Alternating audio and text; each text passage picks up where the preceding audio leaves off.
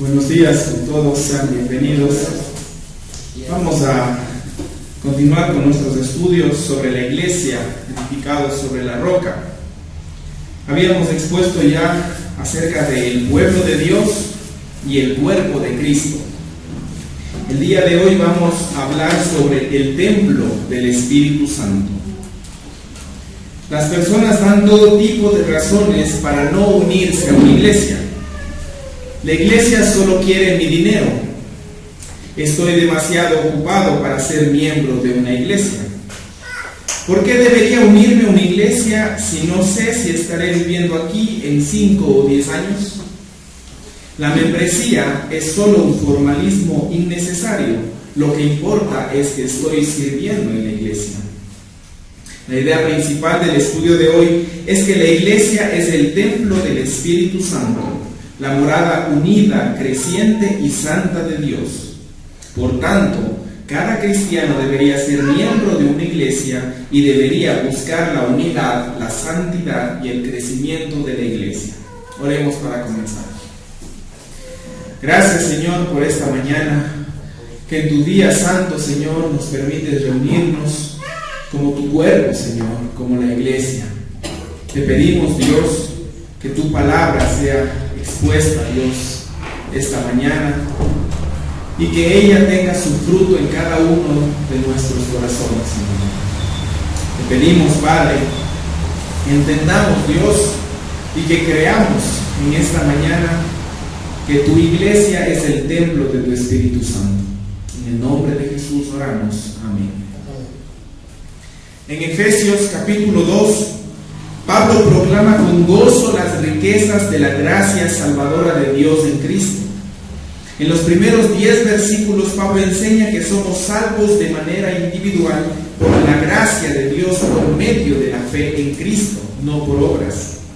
El resto del capítulo, Pablo explica que a través de Cristo, los gentiles y los judíos ahora constituyen un nuevo pueblo. Y en Efesios capítulo 2, versículos 19 al 22, Pablo profundiza acerca de esta nueva unidad que los judíos y los gentiles tienen en Cristo. Leamos Efesios capítulo 2, versículos del 19 al 22.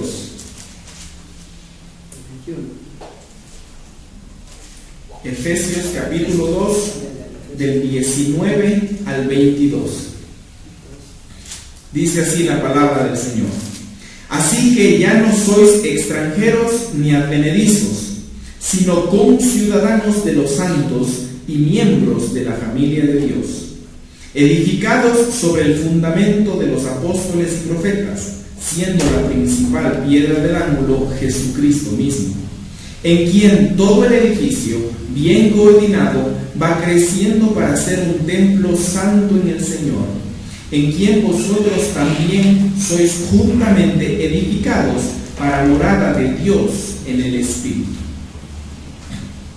Las imágenes y metáforas que Pablo usa para describir la nueva unidad en Cristo de los judíos y los gentiles son, primero, conciudadanos; segundo, miembros de la familia de Dios; y tercero, un edificio o un templo. En este estudio nos enfocaremos completamente en la última metáfora que Pablo usa. La iglesia es el templo, la morada de Dios. Bajo el antiguo pacto, el templo era el lugar donde Dios hacía sentir su presencia. Era el lugar con el que Dios se identificaba públicamente. Y era el lugar donde las personas iban a adorar y a ofrecer sacrificios que mantenían sus relaciones con Dios. Ahora, a través de la muerte y resurrección de Cristo, Cristo mismo se convirtió en el templo. Él es el lugar donde la ira de Dios fue propiciada y donde las personas son reconciliadas con Dios, como lo dice Juan 2, 19 al 21. No solo esto, todo el que está unido a Cristo por la fe se convierte en el templo de Dios. El Espíritu Santo mora en nosotros y Dios se identifica públicamente con su iglesia. En el versículo 20 de Efesios 2 que acabamos de leer, Pablo escribe que la iglesia es edificada sobre el fundamento de los apóstoles y profetas. Esto se refiere al fundamento de enseñanza, autoritativo e inspirado por el Espíritu, que los apóstoles y los autores del Antiguo Testamento proporcionaron a la iglesia. Hoy en día tenemos la enseñanza autoritativa apostólica en el Nuevo Testamento. Este fundamento es esencial para la vida y la salud de la iglesia, porque el Evangelio es lo que salva y crea a la iglesia. La Biblia es el alimento que nutre el crecimiento cristiano. En el versículo 21, Pablo describe a todo el pueblo de Dios cuando dice que todo el edificio, bien coordinado, va creciendo para ser un templo santo en el Señor. Esto significa que ahora todo el pueblo de Dios es la morada de Dios, en el cual Él un día vivirá de manera perfecta y permanente, como lo dice Apocalipsis 21, 3, 4 y 21, 22. En el versículo 22 que acabamos de leer, Pablo dice: vosotros también, refiriéndose a la iglesia de Éfeso, sois juntamente edificados para morada de Dios en el Espíritu. Esto significa que la iglesia local es un templo de Dios unido y conjuntamente edificado. Todos sus miembros están unidos, engranados unos con otros y con Cristo como piedra angular, como lo dice el versículo 20. ¿Crees que un cristiano vive conforme a su realidad si él o ella no es un miembro de una iglesia local? No. Un cristiano no está viviendo a la luz de esta verdad si no es un miembro de una iglesia. Es más como un ladrillo solitario tirado en el suelo que una piedra moldeada y unida a un templo. Si hablaras con un cristiano que pensara que él o ella no necesita unirse a una iglesia, ¿cómo usaríamos este pasaje para animar a esa persona a que se haga miembro de una iglesia sana que predique el Evangelio? Podríamos animar a dicho cristiano recordándole que nuestra identidad en Cristo, como una piedra en el templo, significa que estamos llamados a estar sólidamente comprometidos con, edificados en y unidos a las demás piedras del templo. Podríamos también animar a dicha persona para que se una a una iglesia fundamentada en el mandato de ser santos, lo cual requiere que los cristianos se rindan cuentas los unos a los otros y se sometan los unos a los otros. Esto no es posible cuando una persona mantiene su autonomía y el derecho de irse en cualquier momento sin consecuencias.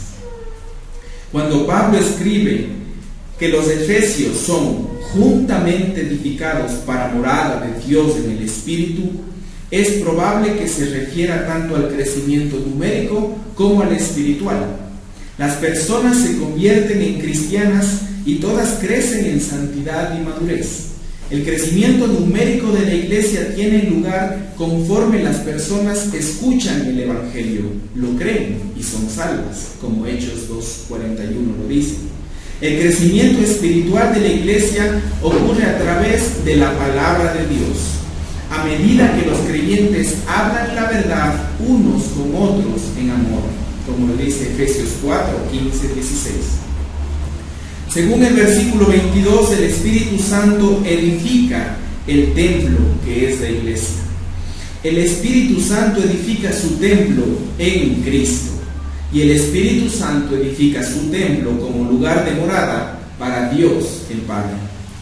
Esto debería motivar a los cristianos por varias razones. Primero, nos recuerda que estamos en Cristo. Hemos sido reconciliados con Dios y en consecuencia recibimos toda bendición espiritual, como lo dice Efesios 1:3. Segundo, nos recuerda que edificar la iglesia es al final la labor del Espíritu Santo. Tercero, nos apunta hacia el propósito y la promesa final de Dios, de que un día moraremos con su pueblo en perfecta comunión, como lo dice Apocalipsis 21, 3, 4. En 1 Corintios 3, 16, 17, Pablo escribe: ¿no sabéis que sois templo de Dios y que el Espíritu de Dios mora en vosotros? Si alguno destruyere el templo de Dios, Dios le destruirá a él, porque el templo de Dios, el cual sois vosotros, santo es. Una vez más, en Efesios 2:21, Pablo escribe que la iglesia crece para ser un templo santo en el Señor. La iglesia es un templo santo porque Dios la posee y porque el Espíritu Santo mora en medio de sus miembros.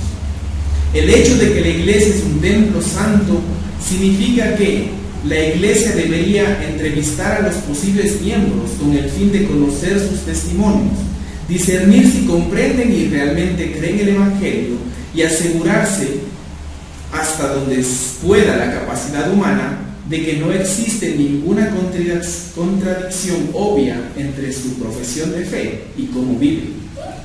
También la iglesia debería buscar activamente la supervisión de la vida de sus miembros, y debería hacer esto para animarlos y hacerlos responsables de vivir por la gracia de Dios de una manera digna de su llamado a ser el pueblo santo de Dios. Y por último, la iglesia debería obedecer a Jesús, excluyendo de la membresía de la iglesia a cualquier cristiano profesante que no se arrepienta de su pecado, como lo dice Mateo 18, del 15 al 20. Oremos para terminar. Gracias, Señor, porque a través de tu palabra hemos comprendido, Señor, que somos un templo santo para tu morada, Señor. Ayúdanos a que esta iglesia crezca, Dios, en conocimiento, en amor, en santidad, Padre. Te pedimos, Señor, que tu Espíritu Santo sea moldeando a cada uno de nosotros, transformando nuestras vidas cada vez más a la imagen de tu Hijo Jesucristo. Queremos ser, Dios, esa morada santa que tú demandas que seamos. Te pedimos, Padre, que haya unidad en nosotros, que haya amor en nosotros, porque tu palabra mismo dice que la gente nos va a reconocer por el amor que nos tengamos los unos a los otros. Ayúdanos, Señor, a entender que cualquier pecado que cometamos no solo nos perjudica a nosotros, sino a todo el cuerpo, Señor. Toda la iglesia será afectada. Así que, Señor, ayúdanos a estarnos vigilando, Dios, entre nosotros, para cada vez ser más santos, Señor. Por la obra de tu Espíritu Santo, Señor, santifica tu iglesia. En el nombre de Jesús oramos. Amén.